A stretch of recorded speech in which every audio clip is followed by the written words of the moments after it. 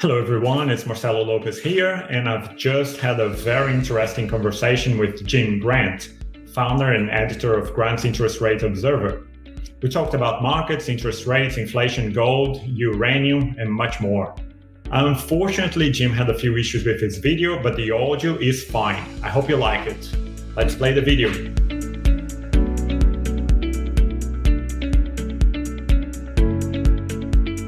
Hello, everyone, and welcome to the L2 Capital podcast.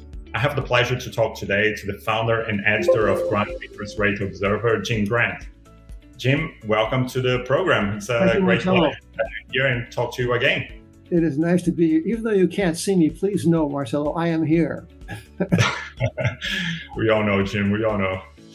Now, we are starting this podcast with a new format. So for the one or two people out there that hasn't heard about Grant's Interest Rate Observer, could you please let us know what it is? Yes, it is a middle-aged, twice monthly periodical on the credit market. It's just turning 40 years old this year, Marcelo, and it's got all the usual 40-year-old anxieties. Should it buy a sports car? Should it take up boxing? All these things. So we're trying to do our best with in this middle-age phase of our life. But it is, Grants is about the financial markets broadly. It's kind of eclectic. It comes out, as I say, every 2 weeks, 12 pages, 7,000 words. And we aim for the most useful ideas, the funniest cartoons, and the best writing.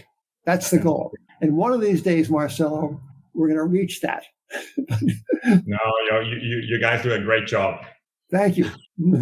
So, Jim, you were one of the most qualified people to talk about interest rates. And as you like to say, you correctly observed that rates have gone up from 1946 to 81. And since then, rates have come down substantially. And we even experienced a few years of negative interest rates in some countries, which was bizarre. But anyway, now rates are going up again. In your opinion, what can we expect going forward? Is the Fed going to pause, continue rates to fight inflation, which, by the way, they help create, or maybe cut rates? Yeah, those are two very fine questions in under one question mark, Marcelo. And there's the preface is very interesting. It has to do with these kind of inexplicable, surely ponderable long cycles of rates.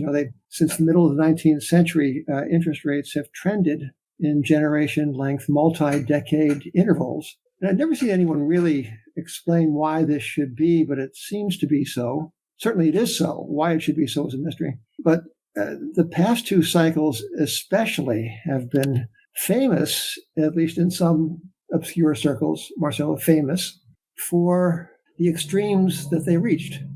15% and up on long-dated securities in 1981 was a phase of the history of rates that was confounding and so aberrant. Never before had people seen interest rates, bond yields, sovereign bond yields of first world countries near that height. And similarly, 40 years later, 2021, 2022, call it, some 17 trillion or so worth of securities worldwide were priced to yield less than zero. An extraordinary thing, as extraordinary as it's in its way as the extremes on the upside were 35 years earlier or 40 years earlier. So that's one question, which I'm not sure I have the answer, but I have proposed, to be sure, somewhat prematurely over the years, that we will be embarked eventually on a cycle of rising rates, a new bond bear market, and that few would be prepared for it because the bull cycle, the bull market that began in 1981 and ended, we think, in 2021, 2022. That bull market is 40 years long. People get accustomed to it. They get attuned to it, and they expect it to persist. After all, it has persisted throughout their entire career. So that's the kind of the fat end of the telescope to one's eye. As to the immediate prospects, the Fed has let it be known in the way that Fed does let things be known, that they will pause in June. They will contemplate. They may go to a yoga retreat and contemplate their next move, but they're not going. They're going to let events and data talk to them. Right. So, yeah. So that it's not the dumbest idea they've ever had. Here we have the rate of growth in money supply having turned negative, I think, in November of last year, now sharply negative. Some people contend, I haven't done this investigation myself, some contend it's the sharpest decline in broad money supply growth since the Great Depression. In any case, it's marked. It is an extreme. It's something to pay attention to. I'm not sure that money supply growth is really dispositive about in macroeconomic affairs, except perhaps at extremes. When money supply growth was ramping up unimaginably in 2021, 2022, it had to mean something. And what that something was the inflation with which we are still living.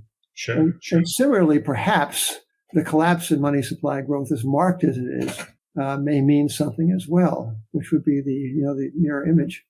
So the Fed's going to pause, contemplate, and it is in the position now, Marcelo, of tightening into a downturn. We think there's a downturn coming, and tightening, to be sure, into a credit contraction. And those are kind of two aggressive maneuvers for a central bank that, as of only a couple of years, seemingly yesterday, was rooting on inflation and talking about how we needed more of it. We needed more of it for the sake of equity and diversity and inclusion. And now they're tightening into a bank run. Yeah. You think you know these people, you really don't. They'll always surprise you, but not in the way you'd like to be surprised. Nothing like an elected bureaucrat taking care of the most important prize on earth, right? There's never a thought about the second order consequence. It's the most amazing thing, and the unanimity with which they reach the decisions is also notable. I mean, the board of governors of the Fed, they're like 9 people, I guess, maybe more. Seems like a lot more. But the governors themselves have never deviated from a unanimous vote, I think, since 2004. A long time ago. They're like starlings on a power line. They always say this: one flies off and they all fly off. Yep. You probably don't need 9. Only one would do, right? Right. It's like they have 500 or 600 PhD economists in the Federal Reserve system. They only need one. They need many fewer or many more, because 500 or 600 is not getting the job done. Probably yes. So listen, Jim, you mentioned inflation, and inflation comes from different places. It's difficult to predict with any accuracy, but we can try to guess.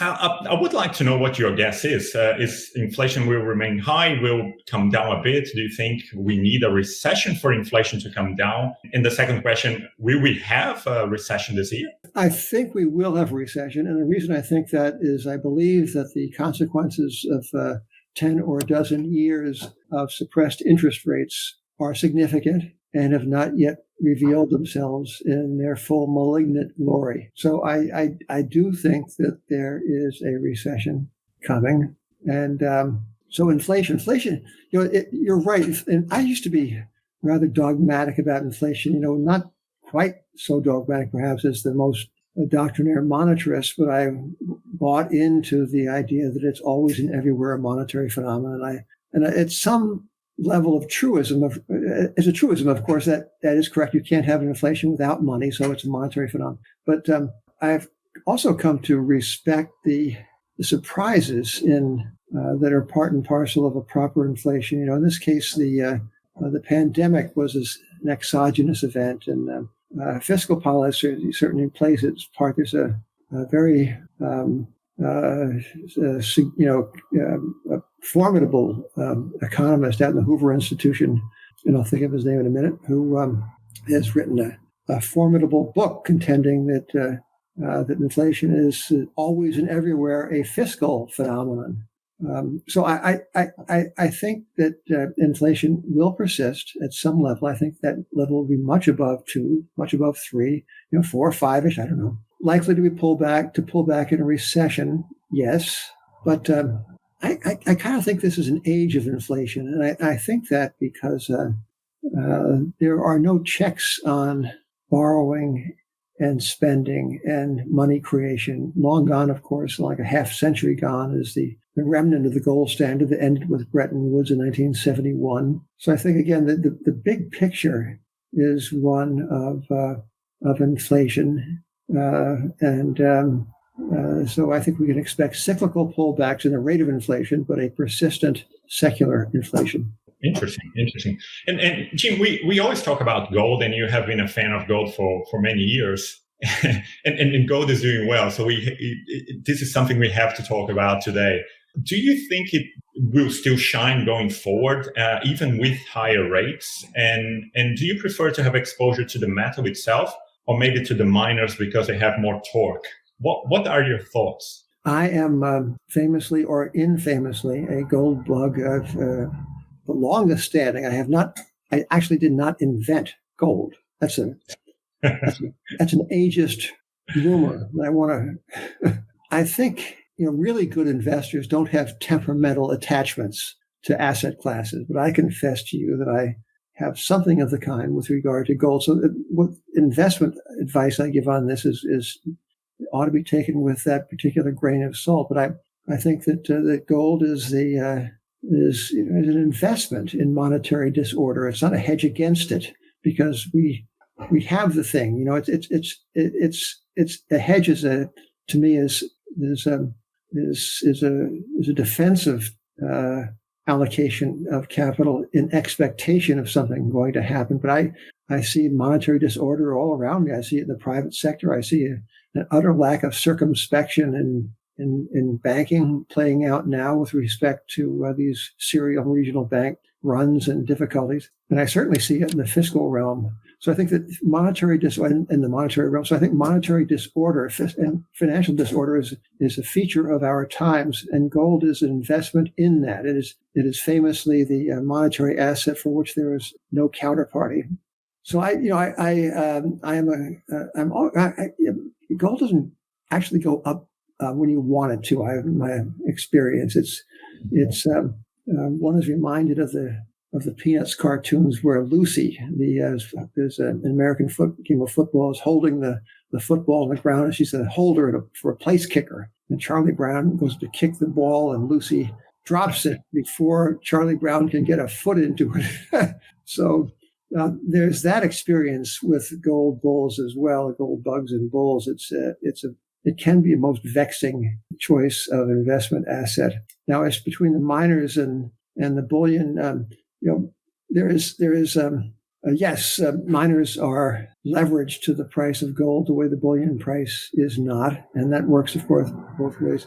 There is a well-earned shadow of disbelief hanging over the mining sector for sins against the doctrines of proper capital allocation, for sins against general prudence in management, for hedging when you shouldn't hedge, et cetera, et cetera. So miners in no way qualify as a good business, as Warren Buffett and Charles Munger would define a good business. Not necessarily cash generative. They're dependent upon a commodity price, et cetera. They're not great businesses, but when gold's going up, they're marvelous stocks.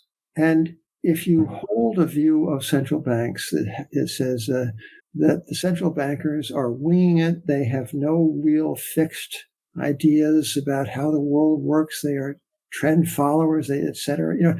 So if that is your view of central banking, which to be sure is my view, you hold this stuff in the expectation, now I'm speaking for myself, that tomorrow is going to cause will cause the scales to fall from the eyes of the people, and they will see fiat money age central banking for the debacle that it is, and gold will catch a proper sustained bid. Now, I am 76 and a half years old, and I have been waiting for this, let us say, longer than a while.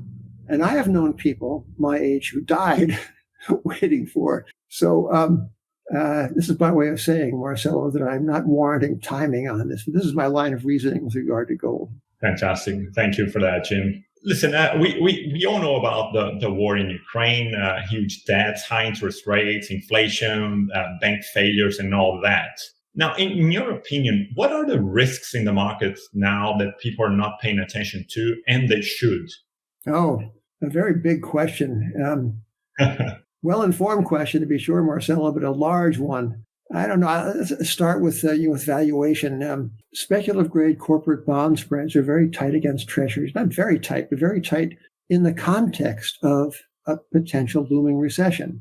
And New York Federal Reserve Bank's own indicator, the likelihood of recession is, I think now it's 68 or something percent. So given my admittedly jaundiced view of central banking perception and forecasting capacity, maybe I'm arguing against myself in this, but I think there are plenty of reasons to give credence to the idea of a looming recession. So if so, junk bond spreads are too tight. If that recession prognosis is on the beam, stock market valuations are too high. The Case-Shiller cyclically adjusted PE ratio, which is the Shiller cyclically adjusted PE ratio, was among the highest of all times. And we all know the story about stock market. The off-the-run issues are many of them inviting and even cheap, some of them, the markets being sustained in good part, if not in whole part, by a bunch of favored and to be sure, very, very sturdy technology franchises. But if a recession is in the wings, in general, I think valuations are too high. What else to be worried about? Well, there's some obvious things that just because they're obvious doesn't mean they're invalid. I so well recall even writing the line in 2006 or 7 with respect to the mortgage debacle then coming into view for everyone, that the readers of Grants were getting sick and tired of hearing about CDOs, CMOs, the CDOs squared, and the whole plethora of mortgage contraptions. And maybe it's time we let up. And so that those ideas were in the marketplace and well distributed in the marketplace on the very, not even on the eve, but on the preceding the eve of the Great Recession. So just because something's familiar doesn't mean it's not important. So with that preface, I would say that commercial real estate is a clear and present risk. We know about uninhabited office buildings. We know about certain real estate investment trusts that were designed to be illiquid and are now inviting their shareholders of any substantial billions to get their money back when the investors will not get all of their money back. So commercial real estate is what I would say that private equity, levered as it is and dependent as it is on receptive financial markets for exits and for refinancing of now not cheap bank credit, private equity is as a class at risk. I would say that private credit, especially that part of private credit that has not been tested through a complete cycle, that part is worthy of concern as well. I think Marcelo, I think that the public credit of the United States is also worthy of scrutiny. This has been one of the great non-repaying ideas of my career, and I have championed this non-repaying idea as if it were going to be repaying. So I preface this with confession. I've been all wet about this, but the government of the United States is seemingly exempt from the laws that govern the financial stature and standing of every other bond issuing entity, public and private. It doesn't matter how much debt we have, we being America, because we issue the world's reserve currency. It doesn't matter because we are an exceptional country. Indeed, the world's one and only true superpower except for maybe one or two. But this business with a looming debt ceiling, this business about running a $2 trillion deficit when the economy is at record low unemployment. These things, I think, deserve to be examined, discussed, and worried over, and they're not. They are not, because it's well known that in times of trouble and duress that people run toward the government of the United States and its debt rather than away from it. So that will be true as long as it's true and not a second longer. But those are some suggestions for things to worry about when you're trying to get to sleep. Yeah, fantastic. Thanks for that. It's interesting because I heard Sam Zell just recently said that he cannot see any opportunities in the real estate market, especially in the commercial side. And he's one to look at when it comes to real estate, right? Well, yeah, Sam Zell is, of course, the last word. I say last word on real estate. I dare say that many others would agree with that. Sure. So, well, just continuing our talk about risks and all that. It's funny because Apple reported its numbers last week, and apparently they beat their numbers.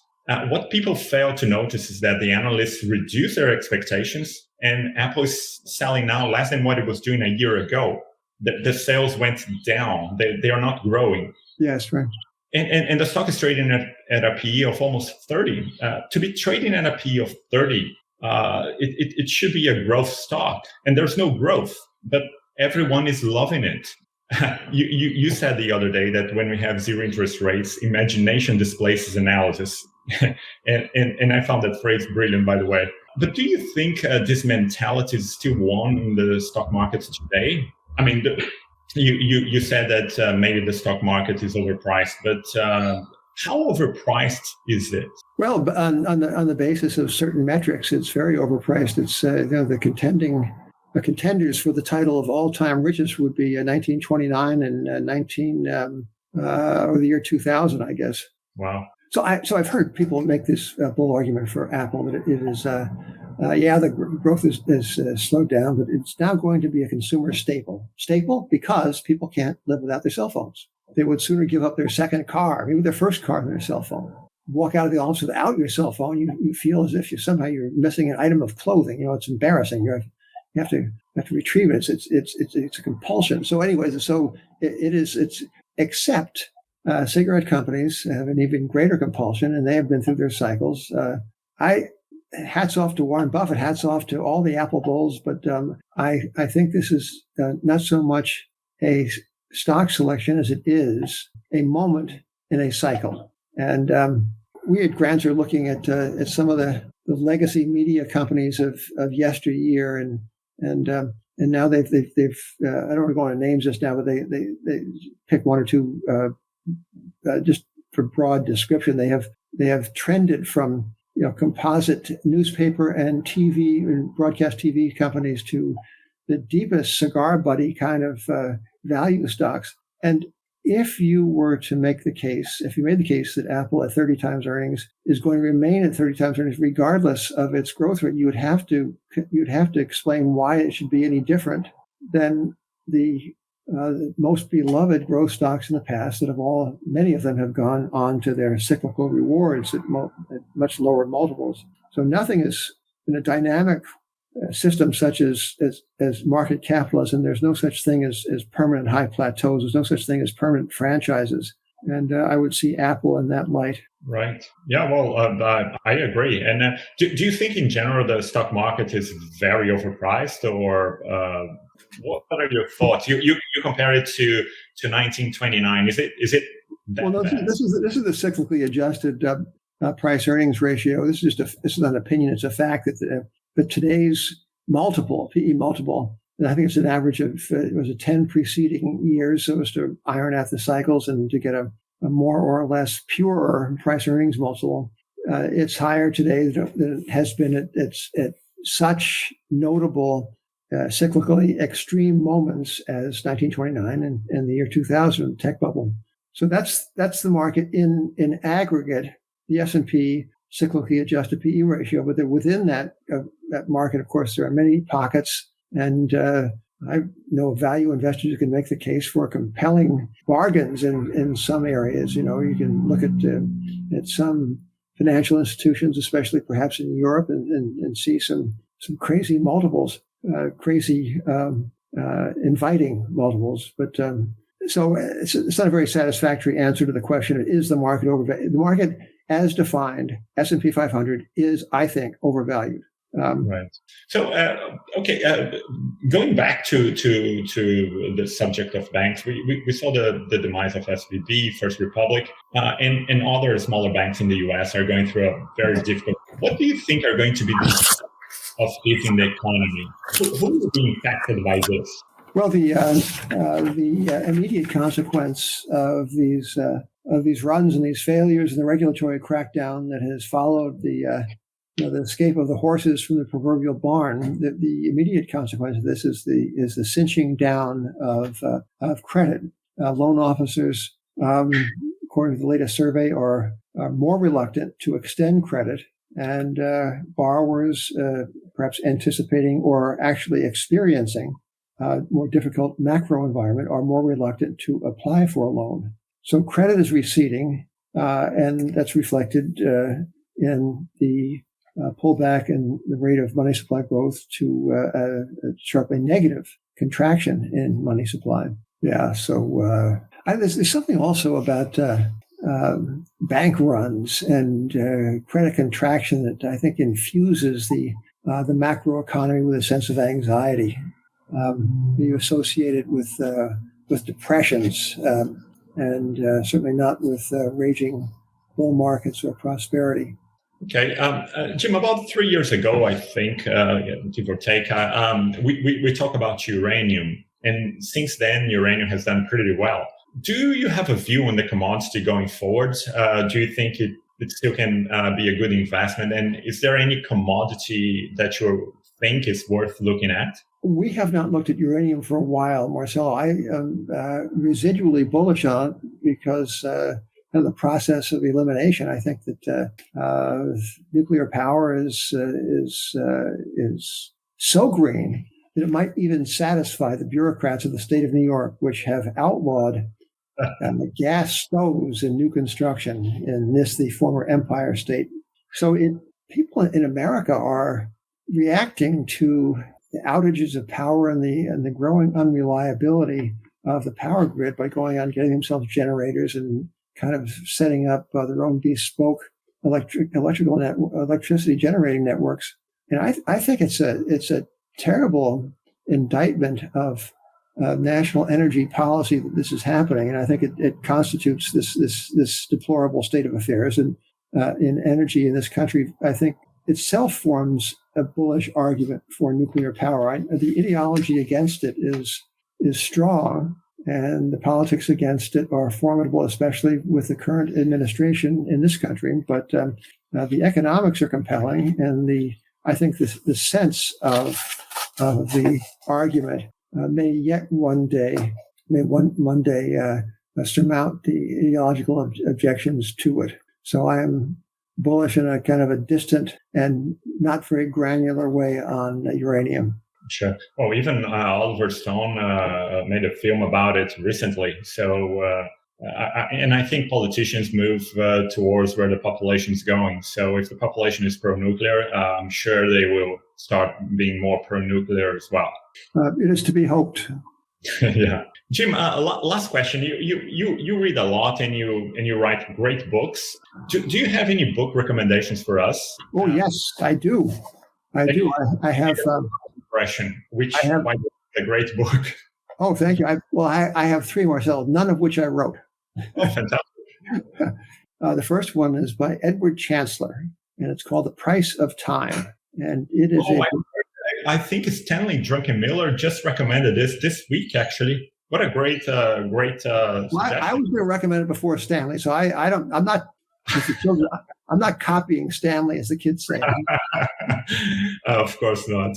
But so it's a very readable book about a very recondite subject, interest rates, and what it does is give you a lot of historical context for the present moment. You know, it gives you the historical, as it were, the trellis on which you can let the vines of your imagination grow. You know, when you know what happened in rates in other times and cycles, it helps you, I think about the future. So two more books, both of which are by a former physicist, and in fact, a kind of a Bell Labs caliber, almost, and I think he would blush at this, but almost Nobel track physicist in his day.